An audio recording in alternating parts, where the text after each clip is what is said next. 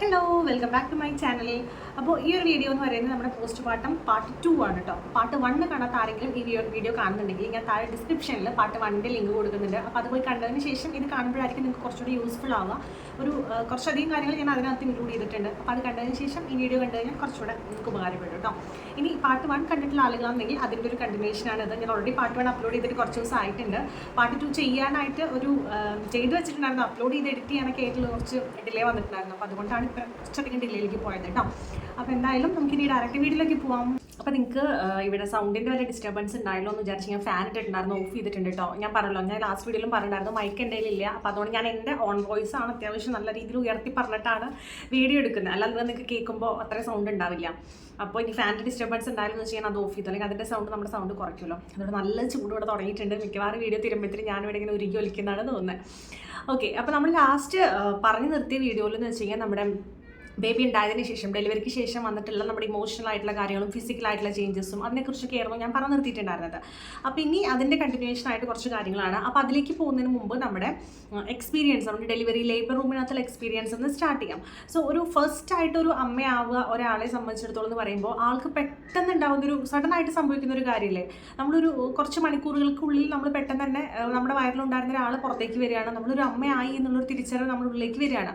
അപ്പോൾ നമുക്ക് emotional changes already നടക്കുന്നതിന് കൂടെ തന്നെ നമുക്കൊരു വിശ്വസിക്കാൻ പറ്റാത്തൊരവസ്ഥ വരും കേട്ടോ. ഇതാണോ എൻ്റെ വാവ, അല്ലെങ്കിൽ ഞാനൊരു അമ്മയായോ, അങ്ങനെ നമുക്ക് കുറച്ച് സമയം എടുക്കുന്നു ഒന്ന് അതുമായിട്ടൊന്ന് സെറ്റായി വരാൻ.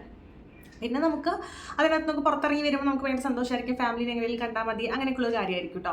അപ്പോൾ അതിനകത്ത് എനിക്ക് ഫേസ് ചെയ്യേണ്ടി വന്ന ഒന്നാമത്തെ പ്രശ്നം എന്ന് പറയുന്നത് ബ്രസ്റ്റ് ഫീഡിങ് തന്നെയായിരുന്നു കേട്ടോ. എനിക്ക് സത്യം പറഞ്ഞാൽ അതിനെക്കുറിച്ച് അത്രയധികം ധാരണ ഉണ്ടായിരുന്നില്ല. ഞാൻ വിചാരിച്ചത് നമ്മൾ ഓൾറെഡി ഡെലിവറി കഴിഞ്ഞ് കഴിയുമ്പോൾ നമുക്ക് ഓട്ടോമാറ്റിക്കായിട്ട് നമുക്ക് മിൽക്ക് സപ്ലൈ കാര്യങ്ങളൊക്കെ സ്റ്റാർട്ടാവും, നമ്മളതിന് വേണ്ടി ഒന്നും ചെയ്യേണ്ടതെന്നാണ് വിചാരിച്ചിട്ടുണ്ടായിരുന്നത്. അപ്പോൾ അതുകൊണ്ട് ഞാൻ ഒരുപാട് സാധനങ്ങൾ ബേബിക്ക് വേണ്ടി പർച്ചേസ് ചെയ്തതിൽ വാങ്ങിക്കാതിരുന്ന ഒരു ഇമ്പോർട്ടൻ്റ് ആയിട്ടുള്ള സാധനമായിരുന്നു ബ്രസ്റ്റ് പമ്പ് എന്ന് പറയുന്നത്. ഞാൻ കുറേ വീഡിയോസൊക്കെ റെഫർ ചെയ്തിട്ടാണ് നമ്മുടെ ബേബി എസെൻഷ്യൽ ഐറ്റംസ് ഒക്കെ വാങ്ങി ബാഗ് പാക്ക് ചെയ്തിട്ടുണ്ടായിരുന്നത്. അപ്പോൾ അതിൽ ആരും അങ്ങനെ അത്ര ഇമ്പോർട്ടൻസ് ഒന്നും പറയുന്നത് ഞാൻ കണ്ടില്ല. നമുക്ക് വേണമെന്നുണ്ടെങ്കിൽ വാങ്ങിക്കാം, അത് നമ്മുടെ ഓപ്ഷനാണ്, ആവശ്യമെങ്കിൽ വാങ്ങിച്ചാൽ മതി എന്നാണ് എല്ലാവരും പറഞ്ഞത്. അപ്പോൾ ഇപ്പോൾ വാങ്ങിച്ചിട്ട് എങ്ങനെ വേസ്റ്റ് ആയല്ലോ എന്ന് വിചാരിച്ച് ഞാനത് വാങ്ങിച്ചിട്ടുണ്ടായിരുന്നില്ല. പക്ഷേ എന്നെ സംബന്ധിച്ചിടത്തോളം ഏറ്റവും എനിക്ക് അത്യാവശ്യമുള്ള ഒരു സാധനമായിരുന്നു ഞാൻ വാങ്ങിക്കാതിരുന്നതാണ് പിന്നീട് എനിക്ക് മനസ്സിലായത്. അപ്പോൾ അതുകൊണ്ട് ഈ വീഡിയോ കാണുന്ന ഏതെങ്കിലും പ്രഗ്നൻ്റ് ആയിട്ടിരിക്കുന്ന, ഡെലിവറി ബാഗ് പാക്ക് ചെയ്യാൻ വേണ്ടിയിരിക്കുന്ന അമ്മമാരുണ്ടെങ്കിൽ അവർ എൻ്റെ ഒരു അഭിപ്രായത്തിൽ വാങ്ങുന്നത് നന്നായിരിക്കുമെന്ന് തന്നെയാണ്. കാരണം നമുക്കിപ്പോൾ ഇൻ കേസ് മിൽക്ക് സപ്ലൈ ഉണ്ട് ആ സമയത്ത് എന്നുണ്ടെങ്കിൽ പോലും നമുക്ക് ഓവർഫ്ലോ കാര്യങ്ങളൊക്കെ വരുന്ന സമയത്ത് ബ്രസ്റ്റ് പമ്പ് നിങ്ങൾക്ക് യൂസ് ചെയ്യാം. അത് യൂസ്ഫുൾ തന്നെ ആയിരിക്കും, മിക്കവാറും 90% യൂസ്ഫുൾ ആവുന്നതിന് എനിക്ക് തോന്നുന്നത്. അപ്പോൾ എൻ്റെ ഒരു എക്സ്പീരിയൻസ് ആണ് കേട്ടോ ഞാനിവിടെ പറയുന്നത്. അപ്പോൾ എനിക്ക് നമുക്കൊരു ഇനീഷ്യൽ കുറച്ച് ഡേയ്സിൽ 2 ദിവസത്തേക്കൊന്നും പാല് പുറത്തേക്ക് വരില്ല. അങ്ങനെയാണോ എല്ലാവർക്കും എനിക്കറിയില്ല, പക്ഷെ കുറേ പേർക്ക് അങ്ങനെ ആയിരിക്കാം, അല്ലാത്തവർക്കും ഉണ്ടായിരിക്കാം. അപ്പോൾ എനിക്കെന്ന് വെച്ച് കഴിഞ്ഞാൽ അവർ നമുക്ക് ഫീഡ് ചെയ്യാനൊക്കെ ആയിട്ട് കൊണ്ടുവരും. അപ്പോൾ ഡെലിവറിക്ക് ശേഷം ബേബിനെ NICUവിലാണല്ലോ കുറച്ച് നേരം അവർ വെക്കുക. അപ്പോൾ അങ്ങനെ കൊണ്ടുപോകുമ്പോൾ അവർ അവിടെ നിന്ന് മിൽക്ക് കൊടുക്കുകയാണ് ചെയ്യുക, ഫോമുല മിൽക്ക് കൊടുക്കുകയാണ് ചെയ്യുക. അത് നമ്മുടെ അടുത്തേക്ക് ഫീഡ് ചെയ്യാനായിട്ട് കൊണ്ടുവരും. പക്ഷേ എനിക്ക് ഫീഡ് ചെയ്യാന്നല്ലാതെ ബേബിക്ക് പാലൊന്നും കിട്ടുന്നില്ല എന്ന് എനിക്ക് മനസ്സിലാവുന്നുണ്ട്. കാരണം അതൊന്ന് പ്രസ് ചെയ്ത് കഴിഞ്ഞാൽ ഒരു തുള്ളി പാല് പുറത്തേക്ക് വരുന്നില്ല. ഉള്ളിൽ പാലുണ്ട്, പക്ഷെ പുറത്തേക്ക് വരുന്നില്ല.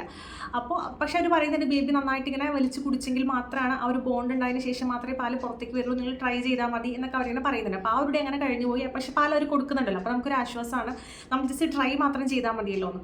അതിനുശേഷം എനിക്ക് ഈവനിങ് ആയപ്പോഴത്തേക്കും നമ്മുടെ വാർഡിലേക്ക് ഷിഫ്റ്റ് ചെയ്തു. നമ്മളവിടെ വന്നു. അവിടെ വന്നു കഴിഞ്ഞ് കഴിഞ്ഞാൽ ബേബിനെ നമ്മുടെ അടുത്തോട്ട് കൊണ്ടുവരും. വേറെ പ്രശ്നങ്ങളൊന്നും ഇല്ല എന്നാണെങ്കിൽ ബേബിനെ നമ്മുടെ കൂടെ തന്നെയാണ് ഉണ്ടാവുക. അങ്ങനെ ബേബിനെ എൻ്റെ അടുത്തേക്ക് കൊണ്ടുവന്നു കഴിഞ്ഞാൽ ബേബി കുഞ്ഞല്ലേ, അപ്പോൾ അവന് വിശക്കുമ്പോൾ നമ്മൾ പാല് കൊടുക്കണം. പക്ഷെ പാല് കൊടുക്കാനായിട്ടുള്ള പാല് വരുന്നില്ല. നമ്മൾ ഫീഡ് ചെയ്യുന്നുണ്ട്, പക്ഷെ പാലൊന്നും അവന് കിട്ടുന്നില്ല.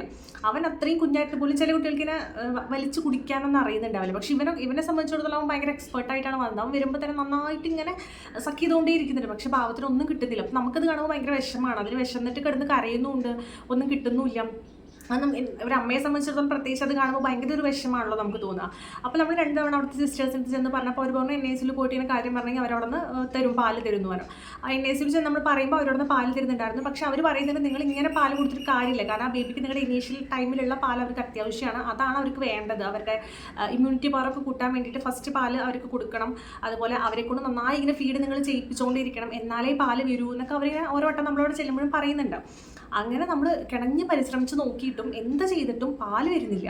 ആ സമയത്ത് ഭയങ്കരമായിട്ട് എനിക്ക് എന്താ പറയുക, ഉള്ളിലിങ്ങനെ പാല് കെട്ടിക്കിടന്നിട്ട് ഇങ്ങനെ കടയുന്നുണ്ട്. എന്താ പറയുക, നമുക്കിങ്ങനെ പാല് കെട്ടിക്കിടന്നൊരു കല്ല് പോലെ തൊടുമ്പോൾ ഇങ്ങനെ അതിലാണ് തൊടുക നമ്മൾ. പക്ഷെ ഒരു രക്ഷയില്ല. അപ്പോൾ നമ്മൾ അടുത്ത ബെഡിലുള്ള ആളുകളൊക്കെ വന്നിട്ട് പറഞ്ഞു നന്നായിട്ട് ഹോട്ട് വാട്ടറൊക്കെ പിടിച്ചിങ്ങനെ പ്രസ് ചെയ്ത് കഴിഞ്ഞാലൊക്കെ പുറത്തേക്ക് പാല് വരുന്നൊക്കെ പറഞ്ഞ് നമ്മൾ പാതിരാത്രിക്ക് ഞാനും അമ്മയൊക്കെ ഇരുന്നിട്ട് ഇത് തന്നെ ഈ ഹോട്ട് വാട്ടർ പ്രസ് ചെയ്യുന്നു. പിന്നെ നമ്മൾ സിസ്റ്റേഴ്സ് എടുത്ത് പറയുമ്പോൾ അവർ വന്നിട്ട് നമ്മുടെ ബ്രസ്റ്റിൽ പിടിച്ചിങ്ങനെ ഭയങ്കരമായിട്ട് പ്രസ് ചെയ്തിട്ട് ആ പാല് പുറത്തേക്ക് വരുത്താൻ, അതായത് ആ അവിടെയുള്ള ഹോൾ ഓപ്പൺ ആക്കാനാണ് അവർ നോക്കുന്നത്. പക്ഷെ നമുക്ക് ആ ഒരു സമയത്തുള്ള വേദന, അയ്യോ എൻ്റെ അമ്മ ഞാൻ മറക്കില്ല വേദന എന്ന് പറയില്ലേ.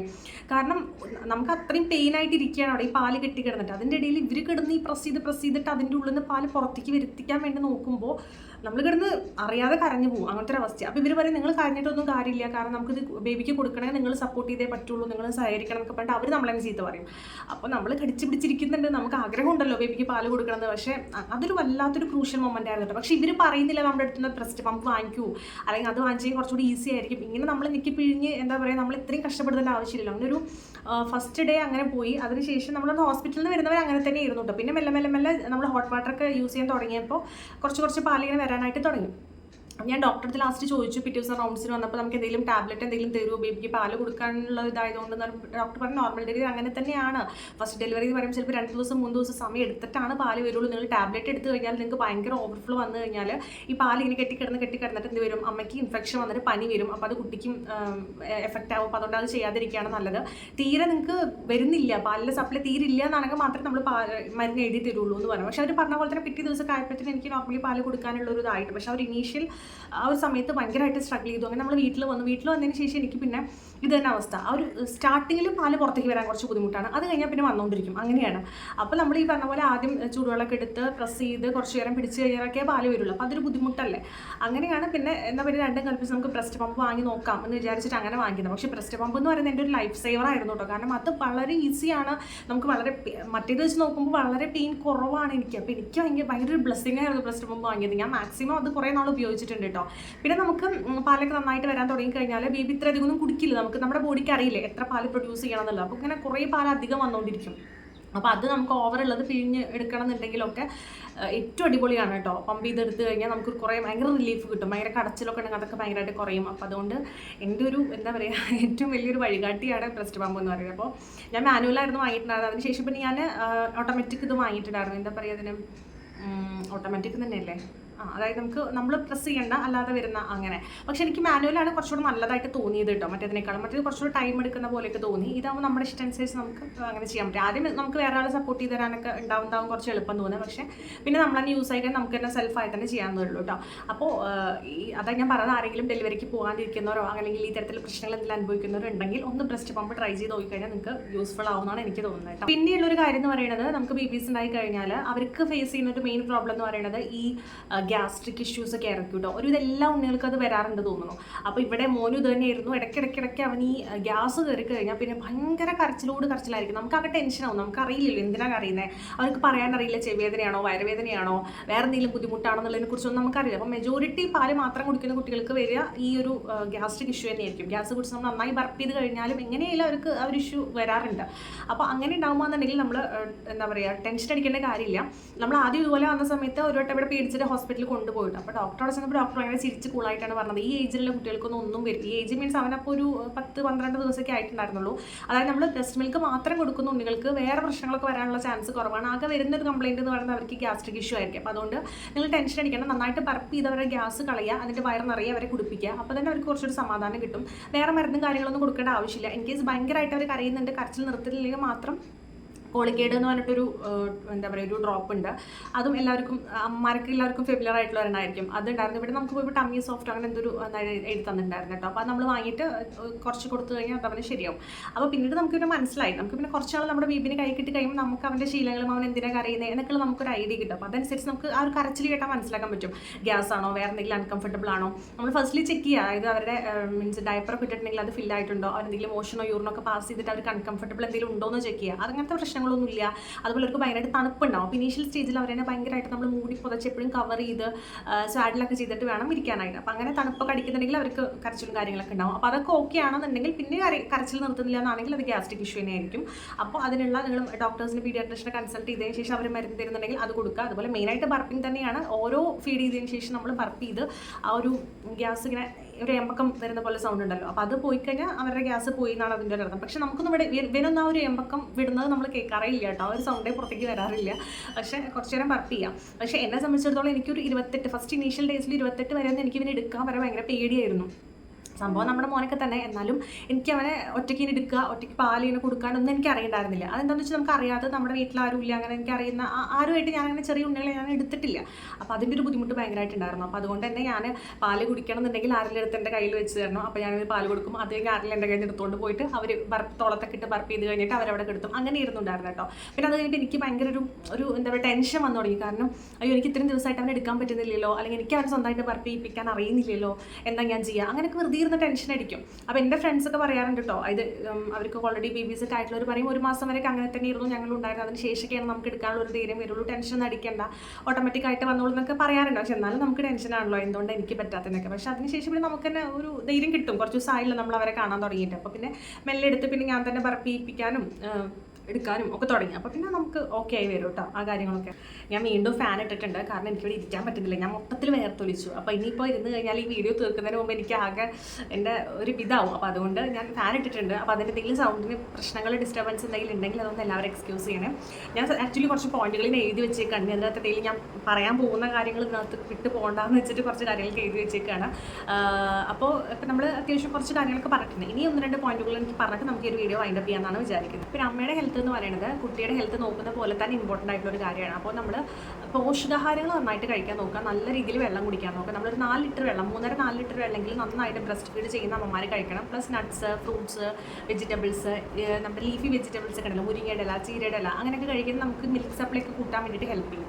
അപ്പോൾ അതൊക്കെ നന്നായിട്ട് കഴിക്കാനായിട്ട് ശ്രമിക്കുക. അതുപോലെ നമുക്ക് ഈ ബ്ലഡ് ഒക്കെ ഉണ്ടാവാൻ വേണ്ടിയിട്ട് അതൊക്കെ ഹെൽപ്പ് ചെയ്യും. അപ്പോൾ മീറ്റ് ഐറ്റംസ് കൂടുതൽ കഴിക്കുന്നതിനേക്കാളും അതൊക്കെ ആകുമ്പോൾ എന്താണെന്ന് വെച്ചാൽ നമുക്ക് ഡൈജഷൻ ഇഷ്യൂ, അതുപോലെ തന്നെ നമുക്ക് മോഷനൊക്കെ പാസ് ചെയ്യുമ്പോൾ നമുക്ക് കുറച്ചൊരു ടൈറ്റ്നസ്സും അതിൻ്റെ ബുദ്ധിമുട്ടൊക്കെ വരാൻ കാരണമാവും. അപ്പോൾ അതുകൊണ്ട് അങ്ങനെയുള്ളതിലേക്ക് കൂടുതൽ കോൺസെൻട്രേഷൻ കൊടുക്കാതെ വെജിറ്റബിൾ ഫ്രൂട്ട്സിലേക്ക് തന്നെ കൂടുതൽ കൊടുക്കുന്നതായിരിക്കും നല്ലത്. അതുപോലെ എഗ്ഗ്, ബനാന, മിൽക്ക് ഇതൊക്കെ കഴിക്കുന്നത് നല്ലതായിരിക്കും.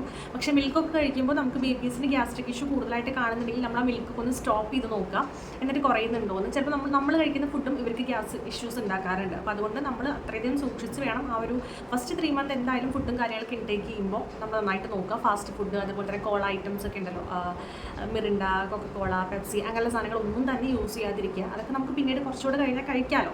അപ്പോൾ ഇപ്പം നമ്മൾ ബേബിക്ക് ഇമ്പോർട്ടൻസ് കൊടുത്ത് അങ്ങനെയുള്ള കാര്യങ്ങളെല്ലാം കുറച്ച് നാളത്തേക്ക് സാക്രിഫൈസ് തന്നെ ചെയ്യണം. പിന്നെ ബ്രസ്റ്റ് പമ്പ് പോലെ തന്നെ എനിക്ക് ഇമ്പോർട്ടൻ്റ് ആയിട്ട് തോന്നിയൊരു കാര്യമായിരുന്നു നമ്മുടെ ഫീഡിങ് പില്ലോ എന്ന് പറയുന്നത് കേട്ടോ. നമുക്ക് എപ്പോഴും ഒരു 2 അവർ കൂടുമ്പോൾ ഫസ്റ്റ് 3 മന്ത് എന്തായാലും നമ്മൾ ഫീഡ് ചെയ്തുകൊണ്ടിരിക്കണം. അപ്പോൾ അതിലൊരു ഫസ്റ്റ് മന്തൊക്കെ എന്തായാലും നമുക്ക് അവർ ഉറങ്ങുന്നുണ്ടെങ്കിൽ അവരെ വിളിച്ച് എഴുന്നേൽപ്പിച്ച് നമ്മൾ ഫീഡ് ചെയ്യിപ്പിക്കേണ്ട ഒരു കണ്ടീഷനാണ്. അപ്പോൾ അതുകൊണ്ട് നമുക്ക് കംഫർട്ടായിട്ട് ഇരുന്ന് ഫീഡ് ചെയ്താലാണ് നമുക്ക് ഈ പുറം വേദന അങ്ങനെയുള്ള കുറേയധികം വേദനകൾ വരും. അപ്പോൾ നമ്മുടെ പ്രോപ്പർ സിറ്റിംഗ് പൊസിഷൻ ഓക്കെ അല്ല എന്നാണെങ്കിൽ, പോസ്റ്റർ ശരിയല്ല എന്നാണെങ്കിൽ നമുക്ക് അതിൻ്റേതായിട്ടുള്ള ഹെൽത്ത് ഇഷ്യൂസ് ഭയങ്കരമായിട്ട് നമ്മൾ ഫേസ് ചെയ്യേണ്ടി വരും. അപ്പോൾ നമ്മൾ കുനിഞ്ഞിരിക്കുക, ഇങ്ങനെ വളഞ്ഞിരിക്കുക, അങ്ങനെയൊക്കെ ചെയ്യുമ്പോൾ കുറേ അധികം സമയം നമ്മളിങ്ങനെ ഇരിക്കണമല്ലോ. അത് 1-2 മണിക്കൂറല്ലല്ലോ, നമ്മൾ ഓരോ 2 മണിക്കൂർ കൂടുമ്പോൾ രാത്രിയോ പകലോ വ്യത്യാസമില്ല നമ്മളിങ്ങനെ ഇരുന്നുകൊണ്ടിരിക്കണം. അപ്പോൾ അത് നമുക്ക് ഭയങ്കരമായിട്ട് പ്രശ്നങ്ങൾ ഉണ്ടാകും. അപ്പോൾ ഇതുപോലൊരു ചെയറിലിരിക്കുക, ബാക്കിൽ പില്ലോ സപ്പോർട്ട് കൊടുക്കുക, പ്ലസ് നമ്മൾ ഫീഡിങ് പില്ലോ വാങ്ങി ഇങ്ങനെ വെച്ചിട്ട് അതിൽ ബേബിനെ കിടത്തി കഴിഞ്ഞാൽ നമുക്ക് ഭയങ്കര കംഫർട്ടാണ് കേട്ടോ. ഭയങ്കര കംഫർട്ട് പറഞ്ഞാൽ എനിക്ക് അതും ഒരു ലൈഫ് സേവർ ആയിരുന്നു. ആദ്യമൊക്കെ നമ്മൾ ഇങ്ങനെ തന്നെ ഇങ്ങനെ ഇരുന്നിട്ട് പിടിച്ചിട്ടൊക്കെ ആയിരുന്നു കൊടുക്കുന്നുണ്ട്. അപ്പോൾ നമ്മുടെ കൈ കടയും ഇങ്ങനെ പിടിച്ചുകൊണ്ടിരിക്കണം, നമ്മൾ അനക്കി കഴിഞ്ഞാൽ അവർ എണീക്കും. ഇതാകുമ്പോൾ അവരെ കറക്റ്റ് ഒരു സപ്പോർട്ട് ചെയ്ത ഒരു പൊസിഷനിൽ വെച്ചിട്ട് നമുക്കിങ്ങനെ ഒന്ന് റിലാക്സ് ചെയ്ത് ഇങ്ങനെ നേരെ ഇരിക്കാനായിട്ട് പറ്റും. അപ്പോൾ ഫീഡിങ് പില്ലോ എല്ലാ ഓൺലൈൻ വെബ്സൈറ്റ് ഇതിലെല്ലാം അവൈലബിൾ, മീഷോയിൽ, ഫ്ലിപ്കാർട്ടിൽ, ആമസോണിലൊക്കെ കിട്ടും. ഞാൻ മീഷോന്ന് വാങ്ങിച്ചിട്ടുണ്ടായിരുന്നു, വളരെ കുറവ് പൈസയുള്ളൂ, 200 or 250 അങ്ങനെ എന്തോ ബില്ലോ ആണ് വരുന്നുള്ളൂ. അപ്പോൾ അത് ഞാൻ നന്നായിട്ട് യൂസ് ചെയ്തിട്ടുണ്ട്. അപ്പോൾ അത് നിങ്ങൾക്ക് വാങ്ങി വെക്കുന്നത് എല്ലാവർക്കും, അതിപ്പോൾ എല്ലാവർക്കും വാങ്ങി വെക്കാൻ റെക്കമെൻഡ് ചെയ്യും കേട്ടോ. കാരണം നിങ്ങൾക്ക് അത്രയും അടിപൊളിയാണെന്ന് അത് യൂസ് ചെയ്ത് കഴിഞ്ഞാലാണ് മനസ്സിലാവുക. പിന്നെ വീഡിയോ കാണുന്ന ഓരോരുത്തരും മനസ്സിലാക്കുന്ന ഒരു കാര്യം, പ്രഗ്നൻസി പോലെ തന്നെ പോസ്റ്റ്മോർട്ടം ജേർണി എന്ന് പറയുന്നതും ഓരോരുത്തരിലും ഡിഫറെൻ്റ് ആയിരിക്കും. ചിലർക്ക് വളരെ ഈസി ആയിട്ട് അത് ഹാൻഡിൽ ചെയ്ത് പ്രത്യേകിച്ച് പ്രശ്നങ്ങളൊന്നും ഇല്ലാതെ പോകാൻ പറ്റുന്നവരുണ്ട്. ഇപ്പോൾ ഇമോഷണൽ ആയിട്ടുള്ള കാര്യങ്ങളാണെന്നുണ്ടെങ്കിലും എല്ലാം ഒരു ബാലൻസ് ചെയ്ത് നല്ല രീതിയിൽ പോകാൻ പറ്റുന്നവരുണ്ട്. പ്രത്യേകിച്ച് ബാഡ് ആയിട്ടൊന്നും എഫക്റ്റ് ചെയ്യാതെ പോകുന്നവരുണ്ട്. ചിലരാണെന്നുണ്ടെങ്കിൽ വളരെ സിവിയർ കണ്ടീഷനിലേക്ക് പോകുന്നുണ്ട്. അതിപ്പോൾ ഹെൽത്ത് വൈസ് ആണെന്നുണ്ടെങ്കിലും മെൻ്റലി ആണെന്നുണ്ടെങ്കിലൊക്കെ ഭയങ്കര എന്താ പറയുക, അത്രയും എന്താ പറയുക അപ്പ് ആൻഡ് ഡൗണിൽ കൂടെ കടന്നു പോകുന്ന ആളുകളുണ്ട്. അപ്പോൾ അത് ഓരോരുത്തരും ഡിപ്പെൻഡ് ചെയ്തിരിക്കും. ഒരാളുടെ പോലെയാണ് മറ്റൊരാൾ എന്ന് വെച്ചിട്ട് നമ്മൾ ഇരിക്കരുത്, അത് നമ്മളെയും തളർത്താൻ കാരണമാവും. അപ്പോൾ അതുകൊണ്ട് നമ്മളാദ്യം നമ്മളെ മനസ്സിലാക്കുക, നമുക്ക് വേണ്ടി നമ്മൾ തന്നെ കൂടെ നിൽക്കുക. നമുക്ക് എന്തൊക്കെ കാര്യങ്ങളാണ് ചെയ്യുമ്പോൾ സന്തോഷം കിട്ടുന്ന ആ ടൈമിലെന്നുണ്ടെങ്കിൽ അതിനും കൂടെ വേണ്ടി സമയം കണ്ടെത്താം. ബേബി എന്നുള്ളതിനേക്കാൾ ഉപരി നമുക്കും കൂടി വേണ്ടിയിട്ടൊരു സ്പേസ് നമ്മൾ കണ്ടെത്താനായിട്ട് നോക്കുക. നമുക്ക് പുറത്ത് പോകാനോ ഫുഡ് കഴിക്കാനോ കറങ്ങാനോ അല്ലെങ്കിൽ TV കാണാനോ ഫോൺ നോക്കാനോ ഒന്നിനുള്ള സമയം കിട്ടിയെന്ന് വരില്ല. പക്ഷേ എന്നാലും ഇപ്പോൾ എന്നെ സംബന്ധിച്ചിടത്തോളം ചോദിക്കുകയാണെന്നുണ്ടെങ്കിൽ എനിക്ക് എഴുതാനൊക്കെ ഇഷ്ടമാണ്, അല്ലെങ്കിൽ നമ്മുടെ എന്താ പറയുക, എനിക്ക് ജേർണൽസ് ഒക്കെ എഴുതാനൊക്കെ ഇഷ്ടമാണ്. അപ്പോൾ ഞാൻ ആ സമയത്ത് എൻ്റെ മൈൻഡ് ഭയങ്കരമായിട്ട് സ്ട്രെസ് ഔട്ടായി പോകുന്ന സമയത്ത് ഞാൻ എനിക്ക് വേണ്ടിയിട്ട് ഒരു സ്റ്റിക്കർ ഉണ്ടല്ലോ, നമ്മുടെ എസ്തെറ്റിക് വൈബൊക്കെ വരുന്ന സ്റ്റിക്കേഴ്സ് നമുക്ക് വാങ്ങിക്കാൻ കിട്ടും. അത് എനിക്കൊരു ജേർണൽ ഡയറി ഉണ്ട്. അപ്പോൾ ആ ഡയറിക്കകത്ത് എനിക്ക് തോന്നുന്നതെല്ലാം ഞാൻ അങ്ങനെ എഴുതി വയ്ക്കും. എനിക്കിപ്പോൾ ഇമോഷണലി അതിപ്പോൾ അല്ല, പോസ്റ്റ്മോർട്ടം ടൈമിൽ മാത്രമല്ല, ഏത് ടൈമിൽ വേണമെന്നുണ്ടെങ്കിൽ അങ്ങനെ ചെയ്യാറുണ്ട്. അപ്പോൾ നമുക്ക് തോന്നുന്നത് എന്തൊക്കെയാണോ, എന്തായാലും പറയാൻ തോന്നുന്നത്, എന്തായാലും എഴുതാൻ തോന്നുന്നത്, അല്ലെങ്കിൽ എന്താണ് നമ്മളോട് തന്നെ പറയാൻ തോന്നുന്നത്, അല്ലെങ്കിൽ വേറെയുള്ളവരോട് നമുക്ക് ദേഷ്യം തോന്നുന്നുണ്ടെങ്കിൽ അതും അതിനകത്ത് എഴുതാം, എന്ത് വേണമെങ്കിൽ എഴുതാം. അപ്പോൾ അതൊക്കെ അതിനകത്ത് എക്സ്പ്രസ് ചെയ്ത്, അതുപോലെ അതിനകത്ത് കുറേ നല്ല നല്ല സ്റ്റിക്കേഴ്സ് ഉണ്ടായിരുന്നു. ആ സ്റ്റിക്കേഴ്സൊക്കെ പറിച്ചെടുത്ത് ചിലപ്പോൾ ചുമ്മാ ഒട്ടിച്ചുകൊണ്ടിരിക്കും, അല്ലെങ്കിൽ ചിലപ്പോൾ ചുമ്മാ ഞാൻ എഴുതിയിരിക്കുന്ന സിറ്റുവേഷനായിട്ട് മാച്ച് ചെയ്ത് വരുന്നത് ഞാൻ അതിനെ ഒട്ടിച്ച് വയ്ക്കും. അതൊരു സമാധാനം തരുമായിരുന്നു എനിക്കൊരു സ്ട്രെസ്സ് കുറയ്ക്കാനും ആ ഒരു സമയത്തുള്ള എൻ്റെ ഒരു എന്താ പറയുക മൈൻഡ് ഒന്ന് ഓക്കെ ആക്കാനൊക്കെ വേണ്ടി തന്നെ ഒരുപാട് ഹെൽപ്പ് ചെയ്തിട്ടുണ്ട്. അപ്പോൾ അതുപോലെ നിങ്ങൾക്ക് എന്താണോ സന്തോഷം തരുന്നത്, ചിലപ്പോൾ പാട്ട് കേൾക്കുന്നതായിരിക്കാം, അല്ലെങ്കിൽ പാട്ട് പാടുന്നതായിരിക്കാം, അല്ലെങ്കിൽ നിങ്ങളുടെ ഒരു കണ്ടീഷൻ അനുസരിച്ച്, ഹെൽത്ത് കണ്ടീഷൻ അനുസരിച്ച് നിങ്ങൾക്ക് ഓക്കെ എന്ന് തോന്നുന്ന കാര്യങ്ങൾ നിങ്ങൾ എപ്പോഴും സന്തോഷം കണ്ടെത്താനായിട്ട് നോക്കുക. അത് നിങ്ങൾക്ക് ഒരുപാട് ഗുണം ചെയ്യും. നമുക്കൊരു നെഗറ്റീവായിട്ട് നമ്മളൊരു വളരെ ഡൗൺ ആയിട്ട് പോകുന്നതിൽ നിന്ന് നമ്മളൊന്ന് പിടിച്ചെണീപ്പിക്കാനായിട്ട് അത് വളരെയധികം ഹെൽപ്പ് ചെയ്യും. സോ ഞാൻ എൻ്റെ കുറച്ച് എക്സ്പീരിയൻസുകളൊക്കെ ഇവിടെ പറഞ്ഞിട്ടുണ്ട്. ഒരുപാട് വലിച്ചു നീട്ടി എല്ലാവരെയും ബോറടിപ്പിക്കുന്നില്ല ഞാൻ.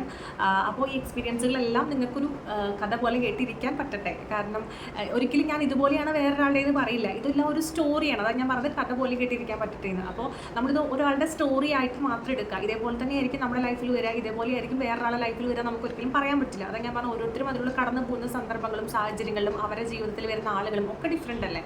അപ്പോൾ അതിനനുസരിച്ചാണ് നമ്മുടെ ജീവിതം മുന്നോട്ട് പോകുക. അപ്പോൾ ഈ ഒരു സ്റ്റോറി അല്ലെങ്കിൽ എൻ്റെ ഈ ഒരു അനുഭവത്തിൽ നിന്ന് നിങ്ങൾക്ക് എന്തെങ്കിലും ഡൗട്ടുകളോ കാര്യങ്ങളോ ഉണ്ടെന്നുണ്ടെങ്കിൽ താഴെ കമൻറ്റ് ചെയ്ത് ചോദിച്ചു കഴിഞ്ഞാൽ ഞാൻ അതിൻ്റെ റിപ്ലൈ തരാം. ഇതെല്ലാം ഫർദർ ഇതിനെക്കുറിച്ച് കൂടുതൽ എന്തെങ്കിലും അറിയാനുണ്ട്, എൻ്റെ എക്സ്പീരിയൻസിൽ നിന്ന് ഇതുവരെയുള്ള എക്സ്പീരിയൻസിൽ നിന്ന് നിങ്ങൾക്ക് എന്തെങ്കിലും കൂടുതൽ അറിയാനായിട്ട് താല്പര്യം ഉണ്ടെങ്കിൽ അതിനെക്കുറിച്ച് പറഞ്ഞാൽ ഞാൻ അതിനെക്കുറിച്ചും എക്സ്പ്ലെയിൻ ചെയ്യാൻ റെഡിയാണ്. ഓക്കെ, അപ്പോൾ ഈ വീഡിയോയും അതിന് മുന്നത്തെ പാർട്ട് വേണം നിങ്ങൾക്ക് ഇഷ്ടപ്പെട്ടു എന്ന് വിചാരിക്കുന്നു. ഇതിനെക്കുറിച്ച് നിങ്ങളുടെ വിലയേറിയ അഭിപ്രായങ്ങളൊക്കെ താഴെ കമൻറ്റ് ചെയ്യുക. സോ നമുക്ക് നെക്സ്റ്റ് ഒരു വീഡിയോ ആയിട്ട് വീണ്ടും തന്നെ വെരി സൂൺ ഞാൻ വീണ്ടും എന്തായാലും വരുന്നതായിരിക്കും. അതായിരിക്കും. Take care, bye bye.